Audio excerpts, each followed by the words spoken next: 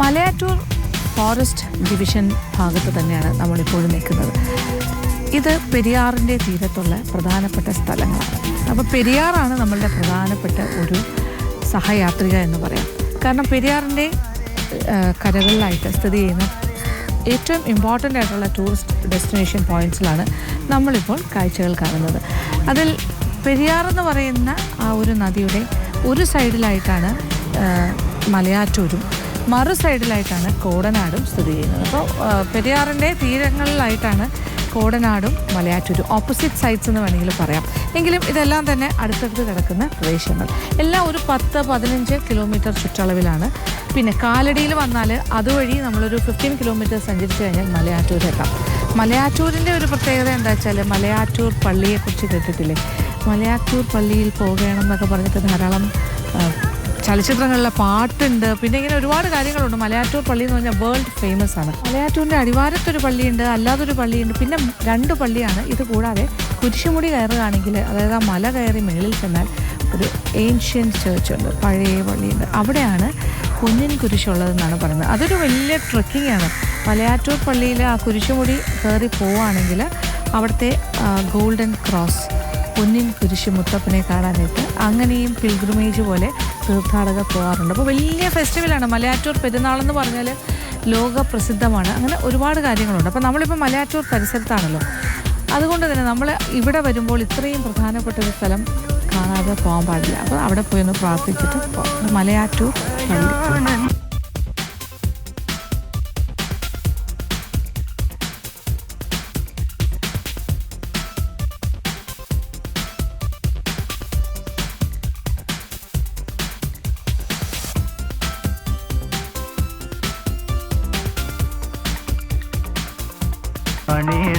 നമ്മളിപ്പോൾ മലയാറ്റൂർ പള്ളി കയറാൻ പോവുകയാണ്. അതായത് കുരിശുമുടി കയറി മുകളിലേക്ക്. ഇത് പൊന്നിൻ കുരിശ് മുത്തപ്പനെ കാണാനുള്ള യാത്രയാണ്. അപ്പോൾ ഈ പൊന്മല കയറി പോവുക എന്നാണ് പറയുന്നത്. അപ്പോൾ ഇങ്ങനെ പൊന്നിൻ കുരിശ് മുത്തപ്പാന്ന് പ്രാർത്ഥിച്ചാണ് മുകളിലേക്ക് കയറേണ്ടത്. ഇത് ശരിക്കും ഏതാണ്ട് കുറച്ച് ദൂരം ഇങ്ങനെ മുകളിലേക്ക്, നല്ലൊരു കയറ്റമാണ്. ഈ മല കയറി മുകളിൽ ചെന്ന് മലയാറ്റൂർ പള്ളി, ആ ഒരു പള്ളിയിൽ ചെന്നിട്ട് അവിടെ പോയി പ്രാർത്ഥിക്കും. അപ്പോൾ പോകുമ്പോൾ തന്നെ ഇവിടെ താഴെ നിന്ന് തന്നെ നമ്മൾ കുറച്ച് മെഴുകുതിരി, അങ്ങനത്തെ കുറേ നേർച്ചകൾ കാര്യങ്ങളൊക്കെ ഉണ്ട് അവിടെ പോകുമ്പോൾ ചെയ്യാൻ പറ്റുന്നത്. അതിനാവശ്യമുള്ള കാര്യങ്ങളെല്ലാം ഇവിടുന്ന് തന്നെ വാങ്ങിയിട്ട് പോകണം. അപ്പോൾ ഇതൊരു നമ്മൾ കുരിശുമലയൊക്കെ കയറിയതുപോലെ തന്നെയാണിത്. ഏറ്റവും മുകളിലായിട്ട് പള്ളി. അപ്പോൾ നമ്മൾക്കൊന്ന് മുകളിലേക്ക് പോകാം.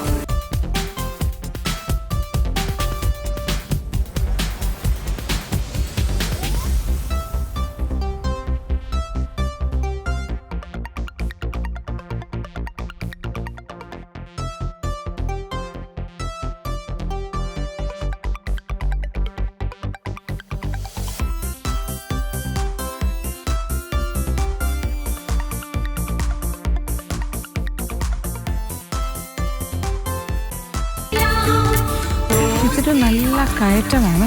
നല്ല മല കയറി പോകുന്ന പോലെ തന്നെയാണ് നമ്മൾ മുകളിലേക്കുള്ള യാത്ര.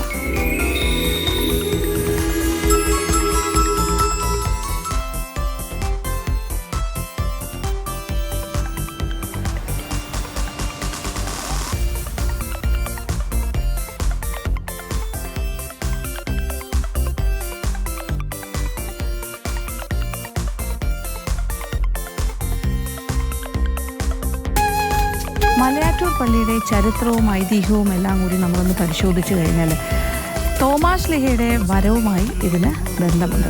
ജീസസ് ഭഗവാന് കുറച്ച് പ്രവാചകരെ ഇങ്ങനെ ലോകത്തിൻ്റെ പല ഭാഗത്തേക്കും പോയി അദ്ദേഹത്തിൻ്റെ ക്രിസ്തു മതത്തിൻ്റെ സന്ദേശം മറ്റുള്ളവരിലേക്ക് പകരാനായിട്ട് പറഞ്ഞു വിടുന്നു. അതിൻ്റെ ഭാഗമായിട്ടാണ് കേരളത്തിലേക്ക് തോമാശ്ലീഹ വരുന്നത്. അപ്പോൾ കൊടുങ്ങല്ലൂരാണ് വന്ന് ഇറങ്ങുന്നത് 52 AD. അത് കഴിഞ്ഞ് പിന്നെ എവിടെയൊക്കെയാണ് വരുന്നതെന്നാണ് പറയുന്നത്. അതാണ് ഈ സ്ഥലത്തിൻ്റെ പ്രത്യേകത. ഏറ്റവും വലിയ പ്രാധാന്യവും ഈ മലയാറ്റൂർ. ഇവിടെ വന്നിറങ്ങുമ്പോൾ ഇവിടെ ഒന്നും തന്നെ ക്രിസ്ത്യാനിറ്റി ഇല്ല, ക്രിസ്തുമതം ഇല്ലല്ലോ. അപ്പോൾ ഇവിടെ വന്നിട്ട് ക്രിസ്തുവിൻ്റെ സന്ദേശം അല്ലെങ്കിൽ ക്രിസ്തു മതത്തിൻ്റെ സന്ദേശം മറ്റുള്ളവരിലേക്ക് പകർന്നു കൊടുത്ത് അതുവഴി കുറേ ആൾക്കാർ അതിലേക്ക് അതിൻ്റെ ഒരു സ്വാധീനത്തിൽ അല്ലെങ്കിൽ അതിൽ ആകർഷകരായിട്ട് ക്രിസ്തുമതം സ്വീകരിക്കുന്നു. അങ്ങനെ കുറേ കൺവേർഷൻ നടക്കുന്നു. അപ്പോൾ ഇവിടുത്തെ പഴയ ഹിന്ദു മതം നമ്പൂതിരി കുടുംബങ്ങളിലെയൊക്കെ ഒരുപാട് ആൾക്കാർ അങ്ങനെ ക്രിസ്തുമതം സ്വീകരിക്കുന്നുണ്ട്. അപ്പോൾ ലാർജ് സ്കെയിൽ കൺവേർഷൻ നടന്നൊരു കാലഘട്ടമാണ്. അപ്പം അത് ഏറ്റവും കൂടുതൽ തോമാസ് ലീഹ അല്ലെങ്കിൽ സെയിൻറ്റ് തോമസ് ആൾക്കാരെ ക്രിസ്തു മതത്തിലേക്ക് സ്വീകരിച്ച സ്ഥലമാണ് താഴത്തെ അടിവാരത്തിലെ പള്ളി എന്ന് പറയുന്ന ആ ഭാഗത്ത്. പക്ഷേ ഇവിടുത്തെ നാട്ടുകാരുടെ ഭാഗത്തു നിന്നും ഭയങ്കരമായ എതിർപ്പുണ്ടായിരുന്നു ആ സമയത്ത്. അങ്ങനെ അവിടെ നിന്നും ഇത് കഥയാണ്, കെട്ടുകഥയാകാം, അങ്ങനെ നമ്മൾ മനസ്സിലാക്കുക. അതിൽ കുറച്ച് യാഥാർത്ഥ്യവും കുറച്ച് ഹിയർസേ എവിഡൻസസ് ആണ്, ഓറലായിട്ട് ഇങ്ങനെ പറഞ്ഞ് തലമുറകൾ കൈമാറി വരുന്ന കാര്യങ്ങളാണ്. അപ്പോൾ അവിടെ നിന്നും സെയിൻറ്റ് തോമസ് മുകളിലേക്ക്, ഈ മലയുടെ മുകളിലേക്ക് കയറിപ്പോയി എന്നാണ് പറയുന്നത്. ഈ ആൾക്കാരുടെ ശല്യം കൊണ്ട് മുകളിലേക്ക് മല കയറിപ്പോയിന്നും, അതാണ് ഈ കുരിശുമല. അപ്പോൾ ഇതിൻ്റെ മുകളിൽ ചെന്നിട്ട് അവിടെ ചെന്ന് ഈ പൊന്നിൻ കുരിശുമലയുടെ മുകളിൽ ചെന്ന് അദ്ദേഹം അവിടെ മുട്ടുകുത്തി നിന്നും പ്രാർത്ഥിക്കുകയും അവിടെ എല്ലാ ദിവസവും ഒരു പാറയിൽ അദ്ദേഹം ക്രോസ് വരയ്ക്കുമായിരുന്നു എന്ന് പറഞ്ഞു. ഇങ്ങനെ ക്രോസിൻ്റെ ഇത് വരച്ചിട്ട് അതിൽ ചുംബിച്ച് അതിൽ ഉമ്മ കൊടുത്തിട്ട് പ്രാർത്ഥിക്കുമായിരുന്നു എന്ന് പറഞ്ഞു. അങ്ങനെ ക്രോസ് വരച്ച ആ പാറയിൽ പെട്ടെന്ന് ഒരു ഗോൾഡൻ ക്രോസ് പ്രത്യക്ഷപ്പെടുന്നു എന്ന് പറഞ്ഞു. മാത്രമല്ല അദ്ദേഹത്തിൻ്റെ സങ്കടം കണ്ടിട്ട് മദർ മേരി പ്രത്യക്ഷപ്പെട്ടിട്ട് വേണ്ട അനുഗ്രഹം കൊടുക്കുകയും അദ്ദേഹത്തെ സമാധാനിപ്പിക്കുകയും ചെയ്തു എന്നാണ് പറഞ്ഞത്. എന്തായാലും അവിടെ കുറച്ച് നാൾ അവിടെ ഉണ്ടായിരുന്നു. അങ്ങനെ ഈ കുരിശുമുടിയുടെ മുകളിലെത്തിയിട്ട് അവിടെയാണ് അദ്ദേഹം കുറച്ച് ദിവസം തങ്ങിയതെന്നും അവിടെ പ്രാർത്ഥനയോടുകൂടിയിരുന്ന സ്ഥലമാണെന്നും ആ സ്ഥലത്താണ് ഇപ്പോൾ ഈ പള്ളി, ഈ പൊന്നിൻ കുരിശും പള്ളിയുമൊക്കെ സ്ഥാപിതമായതെന്നുമാണ് ഐതിഹ്യം. അപ്പോൾ ഇങ്ങനെ കുറേ ഐതിഹ്യ കഥകളുണ്ട്. പിന്നെ അദ്ദേഹം വെള്ളം കുടിക്കാനായിട്ട് അവിടെ ഒന്ന് അവിടുത്തെ ഒരു തറയിൽ ഇങ്ങനെ കുത്തിയപ്പോൾ അവിടെ വെള്ളമുണ്ടായിരുന്നു, ഒരു ഹോളി വാട്ടർ പ്രത്യക്ഷപ്പെട്ടു എന്നും, പിന്നെ അദ്ദേഹം പ്രാർത്ഥിച്ചു കൊണ്ടിരുന്ന കുരിശ് വരച്ചിരുന്ന പാറയിലാണല്ലോ അവിടെ ഹോളി ക്രോസ് പ്രത്യക്ഷപ്പെട്ടു, ആ ഹോളി ഗോൾഡൻ ക്രോസ്, അതാണ് പൊന്നിൻ കുരിശ് മുത്തപ്പൻ എന്നുള്ള പേര് വന്നത്. ഒരുപാട് എന്താ പറയുക ചൈതന്യം ഉള്ള കാര്യങ്ങളൊക്കെ അവിടെ നടന്നു എന്നാണ് പറയുന്നത്. അത് കഴിഞ്ഞിട്ട് പിന്നെ ഇവിടത്തെയൊക്കെ എതിർപ്പും കാര്യങ്ങളും ഒക്കെ വെച്ചിട്ട് കുറേ നാൾ അവിടെ നിന്നിട്ട് പിന്നെ മൈലാപ്പൂരിലേക്ക്, തമിഴ്നാട്ടിലെ മൈലാപ്പൂരിലേക്ക് ഇവിടെ നിന്നും യാത്രയായി എന്ന് പറയുന്നു. എന്തായാലും അത് കഴിഞ്ഞിട്ട് പിൽക്കാലത്ത് കുറച്ച് ഹണ്ടേഴ്സ് എന്ന് പറയുമ്പോൾ എന്താ, കുറച്ച് വേട്ടക്കാർ, അല്ലെങ്കിൽ ഇവിടെ ഇങ്ങനെ ഇതെല്ലാം കാട് പ്രദേശമായിരുന്നു എന്ന് പറഞ്ഞു. അപ്പോൾ മേളിൽ ചെന്ന് കഴിഞ്ഞാൽ അവിടെ 2 പള്ളി ഉണ്ടെന്ന് പറയുന്നു, ചെറുതും വലുതും. പിന്നെ അവിടുത്തെ ചെറുത് വലുത് അങ്ങനെ ഒരുപാട് സ്ട്രാറ്റജിക് പോയിന്റ്സ് ഉണ്ട്, ഒരുപാട് പ്രത്യേകതകളുള്ള സ്ഥലങ്ങൾ. അപ്പോൾ ഹോളി വാട്ടർ വന്ന സ്ഥലം, പിന്നെ പൊന്നിൻ കുരിശുണ്ടായിരുന്ന സ്ഥലത്ത് ഇപ്പോൾ ഒരു വലിയ കുരിശുണ്ട്, അതിൻ്റെ താഴെയാണ് പൊന്നിൻ്റെ കുരിശുള്ളതെന്ന് പറയുന്നു. പിന്നെ അത് കഴിഞ്ഞിട്ട് തോമാസ് ലീഹയുടെ കാൽപാദം പതിഞ്ഞ പാറയുണ്ടെന്ന് പറയുന്നു.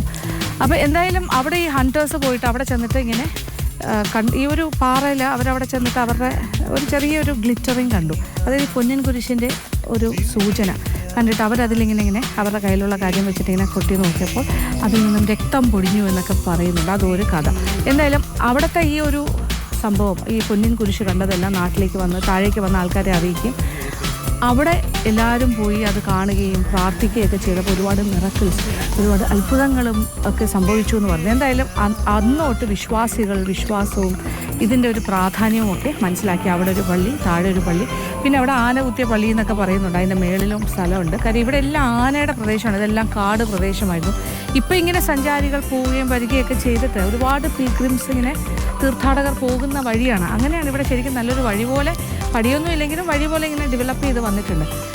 മലയാറ്റൂർ പെരുന്നാൾ വരുന്ന സമയത്ത് ഇപ്പം ഞാൻ ഈ നടക്കുന്ന വഴികളിലെല്ലാം തന്നെ 2 സൈഡിലും കടകളുണ്ടാകുമെന്ന് പറയുന്നു. കടകളും പെരുന്നാൾ സമയത്ത് ഭയങ്കര 50 ദിവസത്തെ വ്രതമൊക്കെ എടുത്തിട്ടാണ് ആൾക്കാർ ഇവിടെ മല കയറാനായിട്ട് വരുന്നത്, ഈ പൊന്നിൻ കുരിശ് മുത്തപ്പനെ കാണാനായിട്ട്. അങ്ങനെ ഭയങ്കര ഹോളിയായിട്ടുള്ളൊരു സ്ഥലമാണ് ഇത്. സാധാരണ ഇവിടുത്തെ പെരുന്നാളെന്ന് പറഞ്ഞാൽ ഈസ്റ്റർ കഴിഞ്ഞിട്ടുള്ള ആദ്യത്തെ സൺഡേ ആണ് ഇവിടെ. അത് കഴിഞ്ഞിട്ടാണ് ഇവിടെ പെരുന്നാൾ വരുന്നത്.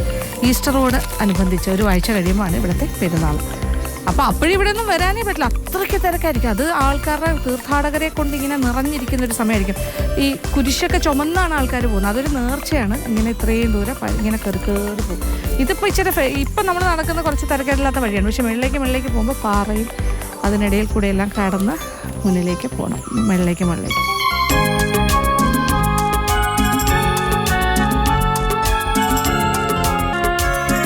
ഇനി കുറച്ചുകൂടെ മുന്നോട്ട് പോയി കഴിഞ്ഞാൽ പാറക്കൂട്ടങ്ങൾ ഇങ്ങനെ മുകളിലേക്ക് പോകും. അതിൻ്റെ ഇടയിലൂടെ നമ്മൾ മുകളിലേക്ക് നടക്കും.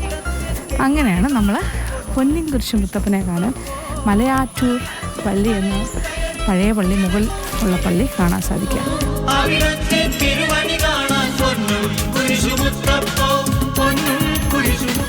അങ്ങനെ കുരിശുമുടി കയറുകയാണ് നമ്മളിപ്പോൾ.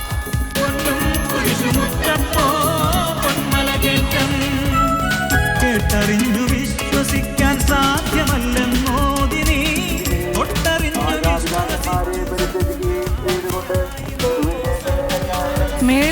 കുരിശുമുടിയിലെ പള്ളിയിൽ, പൊന്നിൻകുരിശ് മുത്തപ്പൻ്റെ മുകളിലത്തെ പള്ളിയിൽ കുർബാനയുണ്ടെന്ന്. സൺഡേ ആണ്. അപ്പം കുർബാന നടന്നുകൊണ്ടിരിക്കുന്ന ശബ്ദമൊക്കെ താഴെ കേൾക്കാം. ഇവിടെ എല്ലാം മൈക്ക് വെച്ചിട്ടുണ്ട്. അപ്പോൾ താഴെ വരെ എൻ്റെ പ്രാർത്ഥനയൊക്കെ നമുക്ക് കേൾക്കാൻ സാധിക്കും. ഒരുപാട് ഭക്തജനങ്ങൾ മേളിലേക്ക് പോകുന്നുമുണ്ട് അത് പങ്കെടുക്കാനായിട്ട്. രാവിലെ തന്നെ അവരെല്ലാം അവിടെ പോയി കഴിഞ്ഞു.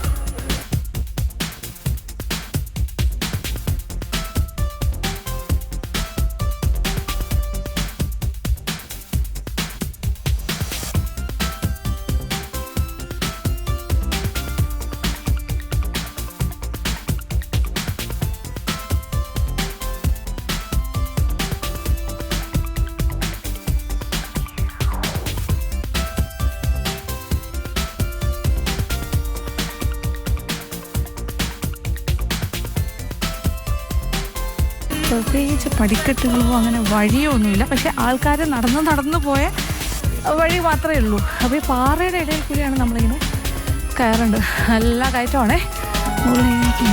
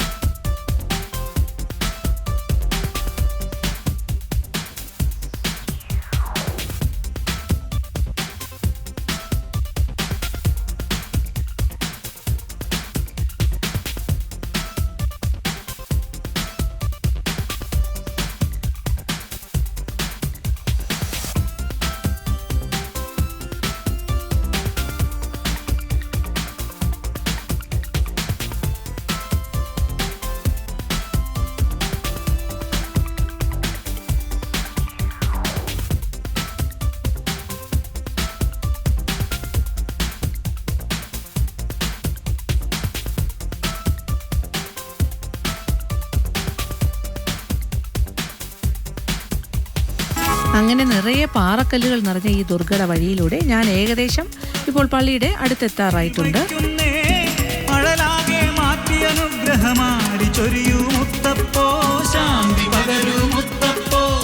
കാൽനടയായി പല തീർത്ഥാടകരും അവരവരുടെ ദേശത്തു നിന്നും തോളിൽ കുരിശും മനസ്സിൽ പ്രാർത്ഥനയുമായി കിലോമീറ്ററോളം താണ്ടി ഈ മല കയറി വന്ന് നിക്ഷേപിക്കുന്ന കുരിശുകളാണ് ഈ കാണുന്നതൊക്കെ.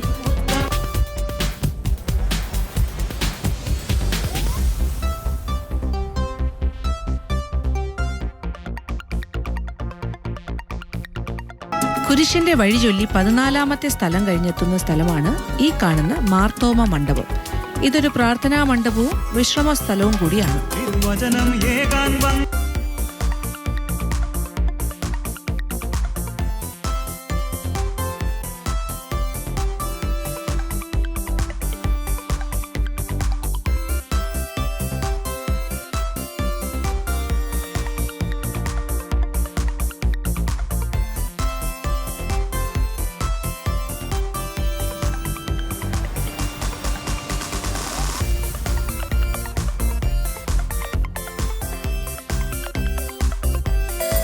മാർത്തോമ മണ്ഡപത്തിന്റെ വളരെ അടുത്തു തന്നെ ഈ മലയുടെ നെറുകയിലായി പ്രകൃതി രമണീയമായ അന്തരീക്ഷത്തിലാണ് മലയാറ്റൂരിലെ പള്ളി സ്ഥിതി ചെയ്യുന്നത്.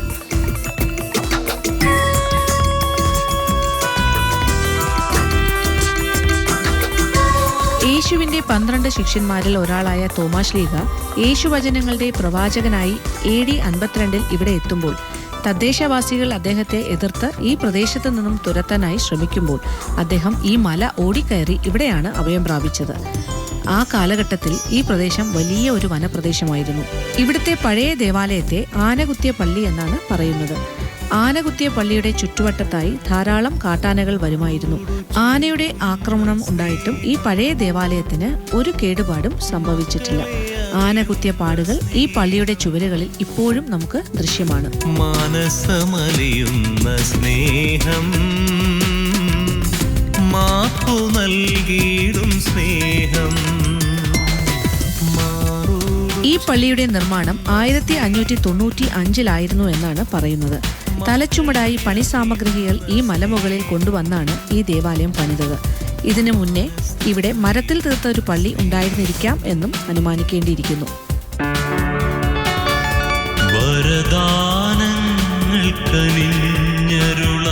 ഈ പള്ളി പരിസരത്ത് ഒരു അത്ഭുത ഉറവയുണ്ട്.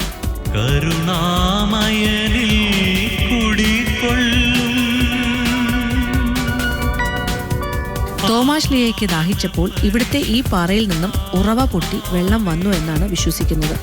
ഇപ്പോഴും മല കയറി ഇവിടെ വരുന്ന വിശ്വാസികൾ ഈ കിണറിൽ നിന്നുമുള്ള വെള്ളം ഉപയോഗിച്ച് പലതരം ത്വക്ക് രോഗങ്ങൾക്കും മറ്റു രോഗങ്ങൾക്കും രോഗശാന്തി നേടുന്നതായി പറയപ്പെടുന്നു.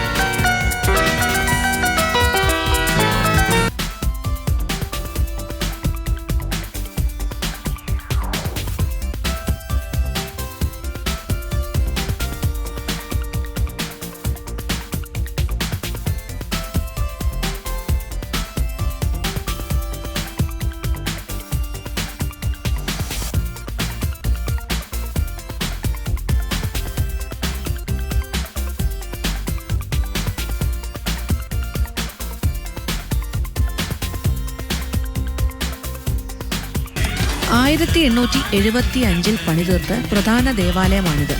എല്ലാ ദിവസവും വിശുദ്ധ കുർബാന നടക്കുന്നത് ഇവിടെയാണ്.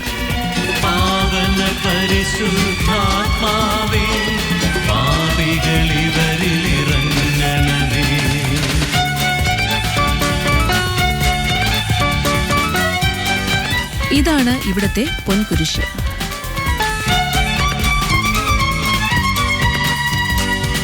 തോമാശ്ലീഹ പ്രാർത്ഥിക്കുന്ന സ്ഥലത്തെല്ലാം അദ്ദേഹം കുരിശടയാളം വരയ്ക്കുമായിരുന്നു. പിൽക്കാലത്ത് ഇവിടെ വന്ന് വിശ്രമിക്കുകയായിരുന്ന മലവേടന്മാർ പാറപ്പുറത്ത് വിചിത്രമായ ഒരു രൂപം കാണുകയും അവർ അവരുടെ ആയുധം കൊണ്ട് അതിൽ കുത്തുകയും അതിൽ നിന്നും രക്തം പൊടിഞ്ഞ് വരികയുമുണ്ടായി. അവർ ഭയന്നോടി അടിവാരത്ത് വന്ന് ഈ അത്ഭുത കാഴ്ച മറ്റുള്ളവരെ അറിയിക്കുന്നു.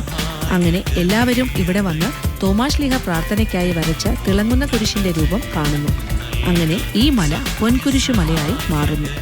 ഈ കുരിശടയാളത്തിന്റെ മുകളിലായിട്ടാണ് ഇപ്പോഴത്തെ പൊൻകുരിശ് സ്ഥാപിച്ചിരിക്കുന്നത്.